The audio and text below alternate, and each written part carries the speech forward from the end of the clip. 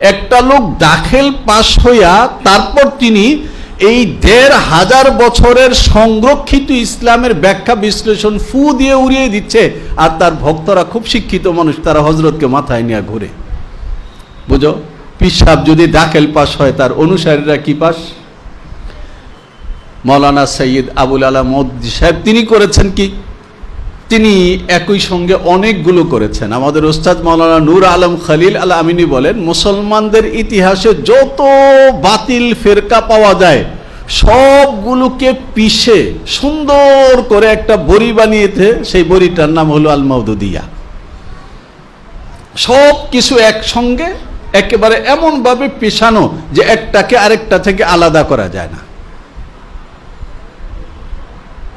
একেবারে আম্বিয়ায়ে কেরামকে পর্যন্ত ছাড়েন নাই, আম্বিয়ায়ে কেরামকে তিনি মাসুম মানেন নাই। তো শিয়ারা হলো তাদের ইমামদেরকে পর্যন্ত মাসুম মানে না, এটা যেমন গুমরাহি, আবার আম্বিয়ায়ে কেরামকে মাসুম না মানা এটা কি আরেকটা গুমরাহি। এটাকে মাওলানা মওদুদী সাহেব, যে সাহাবায়ে কেরাম রাদিয়াল্লাহু তাআলা আনহুম আজমাইনকে আল্লাহ জাল্লা জালালুহু ঈমানের আইডল বানিয়েছেন। ওয়াইদা কিলা লাহুম আমিনু কামা আমানান নাস ওয়ালাউ আন্নাহুম আমানু বিমিসলি মা আমানতুম বিহি। উনি নিজে এক পরিভাষা প্রসব করেছেন, মেয়ারে হক। এই মেয়ারে হক কথা কোরআন হাদিসের কোনো জায়গায় নাই, এটা তুমি কোত্থেকে আনলা? কোরআন বলেছে সাহাবায়ে কেরাম হলো ঈমানের মানদণ্ড, ঈমানের মাপকাঠি। তোমার ঈমান যদি কোন সাহাবীর ঈমানের মতো হয় তাহলে ফাকাদ ইহতাদা, তুমি হেদায়েত ইয়াফতা। আর তোমার ঈমান যদি কোনো না কোনো সাহাবীর সঙ্গে না মিলে তাহলে তোমার ঈমান আউট। কোরআন বলেছে এটা। মাওলানা মওদুদী সাহেব সাহাবায়ে কেরাম রাদিয়াল্লাহু তাআলা আনহুমকে একেবারে ধরে ধরে হামলা করেছেন। তার এই এক সমস্যা। শুরুতে একটা কথা বলেছি, যে সমস্ত ইসলামের মৌলিক বিষয় অকাট্য দলিল দ্বারা প্রমাণিত, ওটা সরাসরি অস্বীকার করলে যেমন ঈমান থাকে না, যে ব্যাখ্যা উম্মতের মধ্যে একেবারে শুরুকাল থেকে এ পর্যন্ত মুতাওয়াতির ভাবে সংরক্ষিত, কেউ যদি ওই ব্যাখ্যাকে অস্বীকার করে তারও ঈমান থাকে না। উদাহরণ কি দিয়েছিলাম? যেমন ইলাহ, মাবুদ, আল্লাহ না। এখন কেউ যদি বলে যে এর মেস্তাক আমি, তাহলে সে মুসলমান না। কেউ যদি বলে এর মেস্তাক আমি না, হযরত আলী, তাইলেও সে মুসলমান না। কেউ যদি বলে যে না, লা ইলাহা ইল্লাল্লাহ বলতে আলীও না, আমিও না, মুহাম্মদ সাল্লাল্লাহু আলাইহি ওয়াসাল্লাম, তাইলেও কি হবে না? মাওলানা মওদুদী সাহেবের আকীদাগত যে সংকট, এই সংকটের কেন্দ্রীয় জায়গা মানে স্পর্শকতার জায়গা, যেটা শোনার পরে মানুষ মুসলমানদের রক্ত টকবক করে উঠে, সেটা হলো নবী এবং সাহাবী। কিন্তু তার হামলার গোড়ার জায়গা এটা না, তার হামলার গোড়ার জায়গা হলো কোরআনে কারীম। এবং মাওলানা মওদুদী সাহেবের গুমরাহির কেন্দ্রীয় কিতাব হলো কোরআনে কারীম কি চার বুনিয়াদি ইস্তেলাহে। মাওলানা মওদুদী সাহেব সেখানে যে কথাটা দেখানোর এবং বোঝানোর চেষ্টা করেছেন, চারটা পরিভাষা। ইলাহ, রব, দ্বীন, ইবাদত। কি?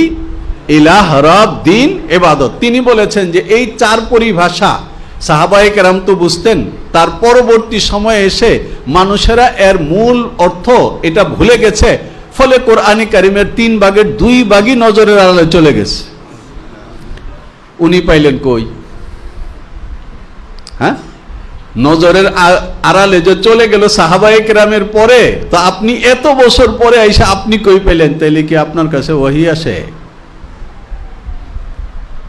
আসতেও পারে। ভদ্রলোক অনেক বড় শিক্ষিত ছিল, এসএসসি পাস, দাখিল পাস, দাখিল, মেট্রিকুলেশন। তারপরে আমরা বলি না, মাওলানা আব্বাস আলী খান তার জীবনী লিখেছেন মাওলানা মওদুদী নামে। এই মগবাজারে তাদের যে কেন্দ্র, সেখান থেকে এটা বিক্রি করা হয়, প্রচার করা হয়। সেখানে বলা আছে এই কথা, একটা লোক দাখিল পাশ হইয়া তারপর তিনি এই ১৫০০ বছরের সংরক্ষিত ইসলামের ব্যাখ্যা বিশ্লেষণ ফু দিয়ে উড়িয়ে দিচ্ছে, আর তার ভক্তরা খুব শিক্ষিত মানুষ, তারা হজরতকে মাথায় নিয়ে ঘুরে। বুঝো, পীর সাহেব যদি দাখিল পাশ হয়, তার অনুসারীরা কি পাস?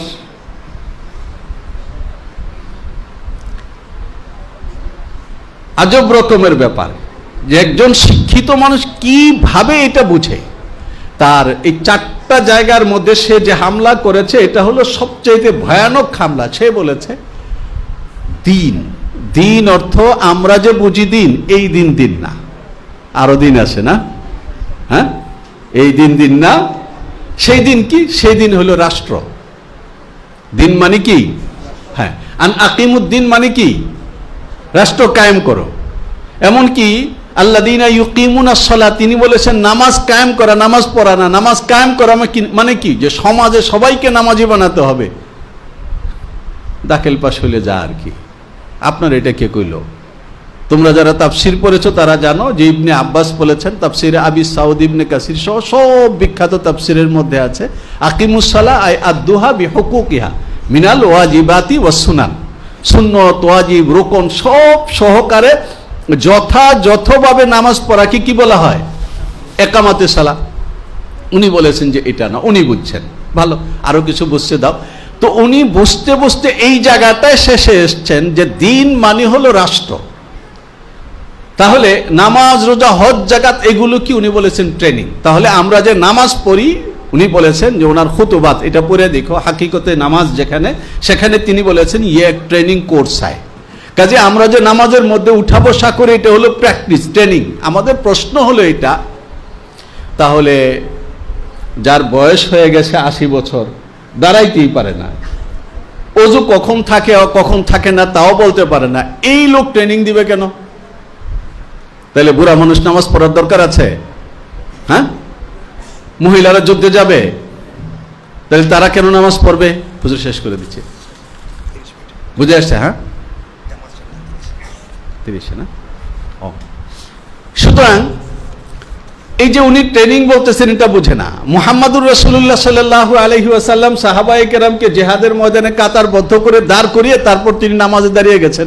তাহলে নিজের বাহিনীকে যুদ্ধের ময়দানে দাঁড় করিয়ে সিপাহ সালার যিনি প্রধান সেনাপতি, উনি গিয়া ট্রেনিং করতেছেন নাকি? পাগলের মাথা খারাপ হলে যা হয়। তিনি বলতেছেন দিন মানে হলো স্টেট। রাসূলুল্লাহ সাল্লাল্লাহু আলাইহি ওয়াসাল্লাম, তোমরা ওই যে বিখ্যাত হাদিসে জিবরাইল যেটা বলা হয় না, সেটা। তারপর রাসূলুল্লাহ সাল্লাল্লাহু আলাইহি ওয়াসাল্লাম পরিষ্কার বলেছেন মান রাদিয়া বিল্লাহি রাব্বান ওয়া বিল ইসলামি দীনান ওয়া বি মুহাম্মাদিন সাল্লাল্লাহু আলাইহি ওয়াসাল্লাম নাবিয়্যা ওয়াজাবাত লাহুল জান্নাহ। এখানে ইসলামকে দিন বলা হচ্ছে, আর ইসলামের বুনিয়াদ বলা হচ্ছে বুনিয়াল ইসলামু আলা খামসিন। কোন জায়গার মধ্যেই তো রাষ্ট্র ব্যবস্থা বোঝা যাচ্ছে না, বুঝে নাই কেউ। ভাবসাবখানা এমন যেন আল্লাহও ঠিক মতো বোঝেন না। ওনার সঙ্গে পরামর্শ করে যদি আল্লাহ ইসলামটাকে বানাইতো তাহলে ঠিকঠাক মতো বানাইতে পারত। সালাফের মানিত ব্যাখ্যা, উম্মত 1500 বছর ধরে ইসলামের মৌলিক বিশ্বাসগুলোকে যেই অর্থে ধারণ করে এসছে, কেউ যদি ওই অর্থের বাইরে চলে যায়, যদি সেটা কাতঈ হয় তাহলে কাফের হয়ে যাবে, যদি কাতঈ না হয় তাহলে গোমরা হয়ে যাবে। এই জন্য মাওলানা মওদুদী সাহেব এবং তার দল গোমরা, এতে সন্দেহ নাই। এমনকি আহলে হাদিসও গোমরা। মাওলানা আমিন সবদরকে বলা হয়েছে আহলে হাদিসকে গোমরা বলবেন, উনি বলেছেন যারা আহলে কোরআন, কোরআন বড় না হাদিস বড়? তো আহলে কোরআন যদি গোমরা হয়ে গিয়ে থাকে বড় ভাই, তাহলে আহলে হাদিস তো গোমরা হওয়ার জন্য কিচ্ছুই লাগে না, এটা বড় ভাইয়ের হাত ধরে হাঁটতে হাঁটতে গোমরা হয়ে যাব। আমরা পড়ব, জানবো, সত্যকে দলিল সহকারে ধারণ করব এবং পূর্ণ ঈমানের সঙ্গে বলবো। আল্লাহ তাআলা আমাদের কবুল করেন, হেফাজত করেন, আমিন।